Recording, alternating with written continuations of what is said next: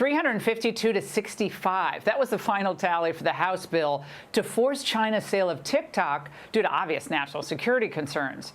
But in this rare and overwhelming moment of bipartisanship, why the heck is Senator Chuck Schumer not taking swift action to advance the legislation?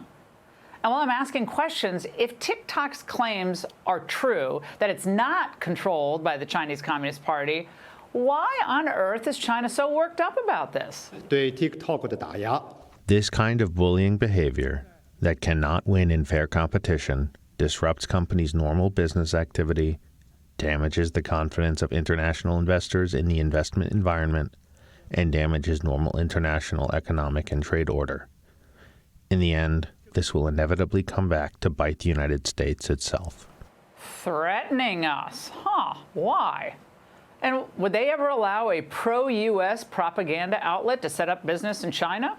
Of course not. And spare us all the concern about the international order. We know what you do on trade. Joining me now is Arkansas Senator Tom Cotton and Congressman Mike Gallagher, who sponsored the TikTok bill. Let's start with you, Senator Cotton. TikTok CEO spoke with Fox's Aisha Hasni this afternoon. Watch this. There's a lot of misinformation out there, and I intend to clarify it. I haven't heard exactly what we have done that's wrong. As you know, it is very disappointing for us that the bill passed in the House of Representatives. We looked at it. This is a banned bill. In this form, if it's passed into law, this is a ban on our app in this country. Well, Senator, since he hails from a country that bans free speech and free exercise of religion, he should know that this is not a ban. But the message is working with TikTok users who are all up in arms. Well, Laura Xiaoqu, the CEO of TikTok, is a communist stooge who has enriched himself through the Chinese Communist Party. The TikTok legislation that passed yesterday through the House, thanks to Congressman Gallagher and House Republican leadership there, should be taken up immediately next week in the Senate by Chuck Schumer.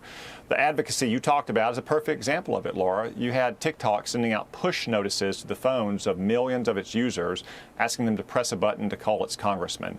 What do you think would happen if, say, Donald Trump next year tried to impose tariffs on China, or there's tension or even conflict over Taiwan? Of course, TikTok is a tool of Chinese communist propaganda. And as you said, China would never allow a pro-American news source in its country. It doesn't allow social media companies from this country there. We shouldn't allow TikTok to be owned by a Chinese company that is dominated by Chinese communist influence here.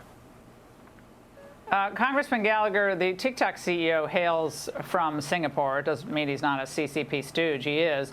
But are you surprised that so many on the right are making the argument that this is just going to give the government the opportunity to ban conservative websites or other websites on protectual grounds, that we can't trust the government in this case, even though it involves China? Well, as a conservative, I don't start from a place of trusting the government, which is why we crafted this bill so narrowly so that it could not be used in order to give the executive branch authority to go after any individual in America or any American company. I get it. Our social media companies are a woke disaster as well. But this bill is about foreign adversary control of what is increasingly the dominant news platform in America. And these people are arguing against a bill that does not exist. There is no authority in this bill that would allow the executive branch to go after an American company. The other lie that TikTok has been telling is that this is somehow about free speech. It is absolutely not. It is about foreign adversary control of a social media company and therefore the ability of a foreign adversary to inject dangerous propaganda into the minds and into the phones of millions of Americans. And I have to give credit to Senator Cotton, who was at the forefront of illuminating the dangers posed by CCP control of TikTok. And we would not be where we are today were it not for his leadership. Well, both of you have been absolutely phenomenal on the China issue for years. Congressman Gallagher, I can't believe you're retiring. I'm very depressed about that. I wish you weren't. But Senator Cotton, we're even seeing this in our school systems. As you've pointed out, I don't know if Congressman Gallagher, you know about this website, is it tutoring.com, which is a Chinese-based, it's tutor.com, and it's being used by Northern Virginia public school systems.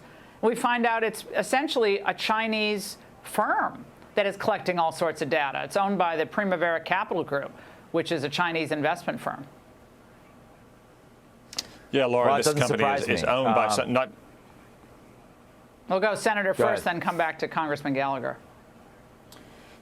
Yeah, it's owned by this group that's close ties to the Chinese Communist Party, and it's not just public schools, Laura. It's our own Department of Defense. You know, I demanded answers from the Department of Defense recently.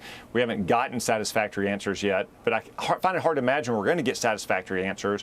Why would our Department of Defense be using a Chinese-owned tutoring site for service members or families when it puts at risk the data and the privacy of all of our troops and their families? There's more than enough American tutoring services that our own government, especially our own military, should be using. We shouldn't be using one with close ties to Chinese communists. Well, it also has ties, Congressman Gallagher, to ByteDance. I mean, ByteDance is everywhere, right? I mean, they're obviously extremely wealthy, powerful, CCP-connected company. But they have their paws connected with this firm as well. They absolutely do. And the core point about ByteDance is that it is beholden to the Chinese Communist Party. ByteDance has had to apologize in the past for failing to follow appropriate political control from the CCP.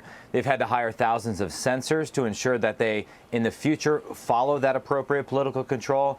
And we also have major American investors who have billions on the line, having invested in ByteDance, that are now using that money to lobby against any action in the House and the Senate. They are weaponizing the D.C. swamp against us, which is why we need to stand up against this and pass this legislation before it's too late. Yeah. Drain the swamp. Let's make it a reality. Senator, Congressman, thanks so much. Hey, Sean Hannity here. Hey, click here to subscribe to Fox News YouTube page and catch our hottest interviews and most compelling analysis. You will not get it anywhere else.